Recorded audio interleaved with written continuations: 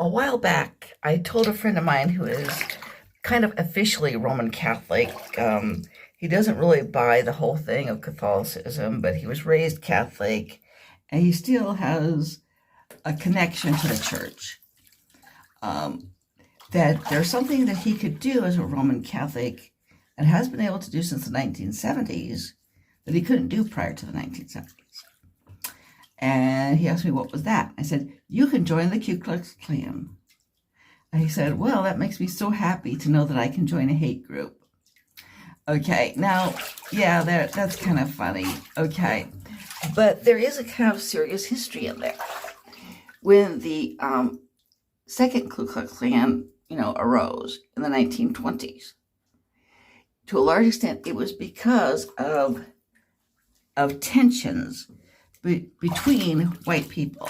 Not really tensions between white people and non-white people, but tensions between people whose ancestors came here, white people whose ancestors were from Northern and Western Europe, mostly Protestants, and people who came here from Southern and Eastern Europe, white people who were from Southern and Eastern Europe who were mostly Catholics. So the second Ku Klux Klan was very strongly anti-Catholic. And it continued to be anti-Catholic for decades afterwards.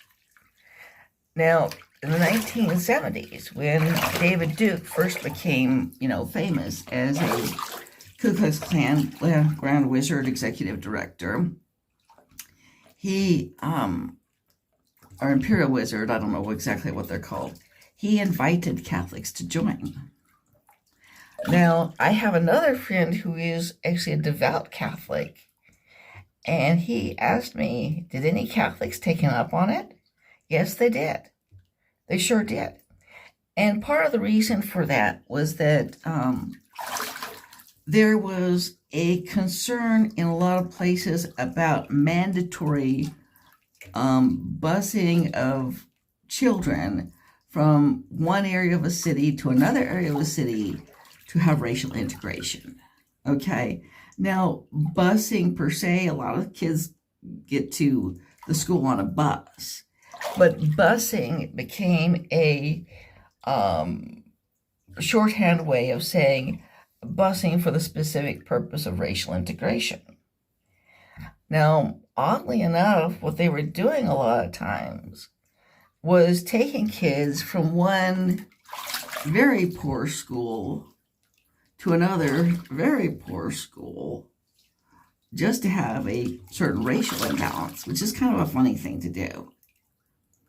And it almost assumes that black kids can't learn unless they've got white kids seated next to them, which is an odd thing when you consider the accomplishments of black kids who grew up who went to segregated schools, and of black kids who, are in sub-Saharan Africa.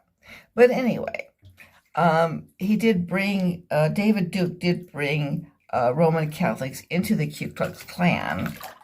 Not that that's a great achievement, but that was one thing that made him distinctive, is that he was the pro-Catholic Klansman.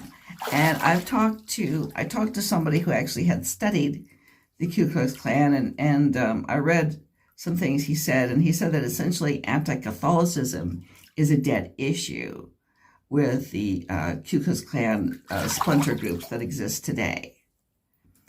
I remember one time, and there have been times when David Duke has appeared on a show, and he was, they mentioned the anti-Catholic history of the Klan, and like with Wolf Blitzer, David Duke said, well, at least get your facts straight. I've never made an anti-Catholic statement in my life, and he hasn't.